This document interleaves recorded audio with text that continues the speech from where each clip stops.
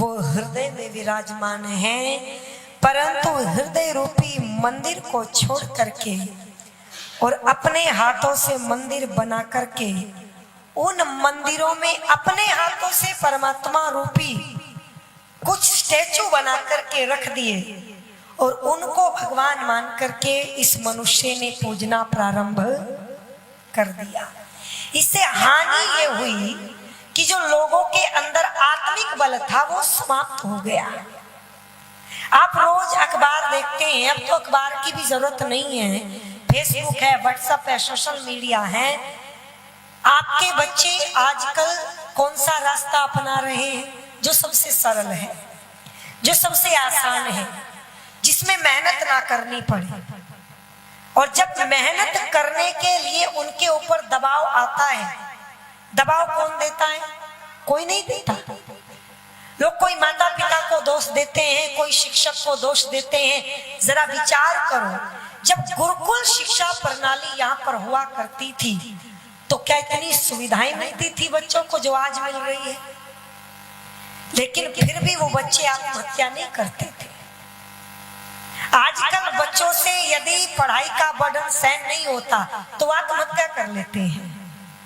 और कोई परेशानी नहीं है, फोन उनके पास है, सुविधाएं उनको मिल रही है, एसी के कमरों में बैठ करके माता पिता ने सारी सुविधाएं दी है।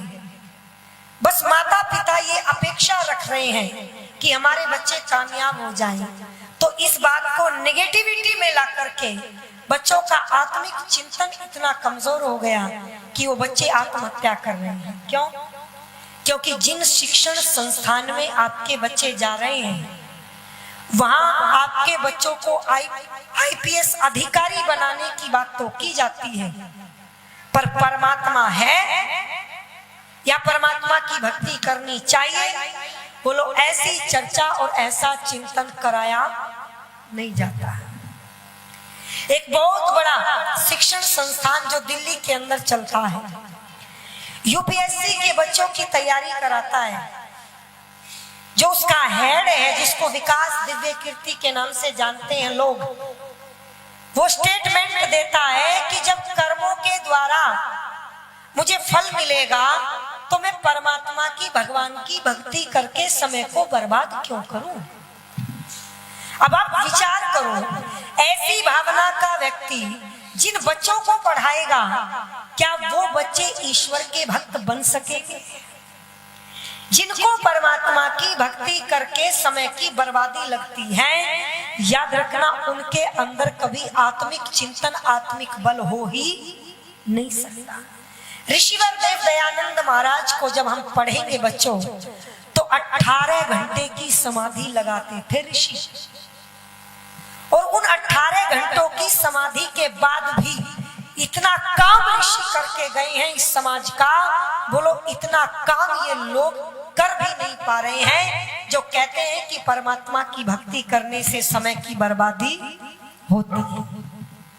24 घंटे में से 18 घंटे तो समाधि में, इसके बाद वेद भाष्य भी किया, सत्यार्थ प्रकाश भी लिखा, संस्कार विधि भी लिखी, बहुत सारे उपदेश भी करते थे, प्रवचन भी करते थे। चिंतन करो आप कितना आत्मिक बल रहा होगा।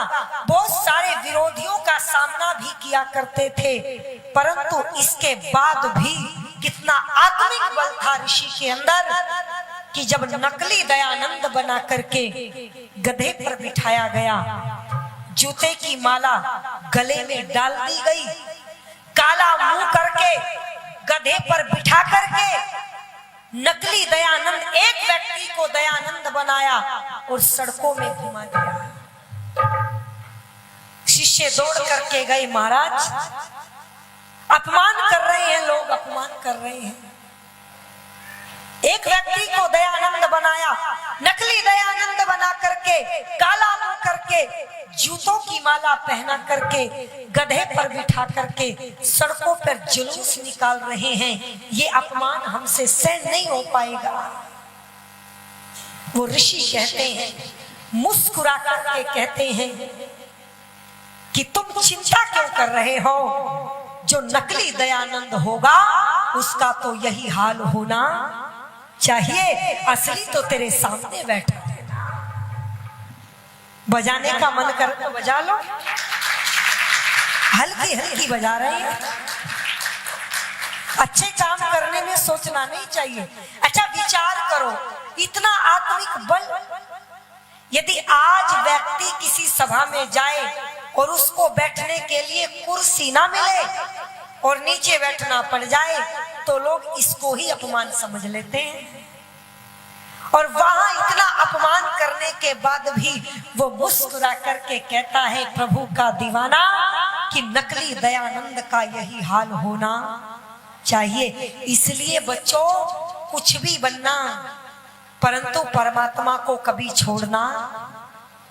और यदि आप भी सोचते हो कि हमारे बच्चे आत्महत्या न करें तो बोलो परमात्मा की कृपा हम पर होनी चाहिए।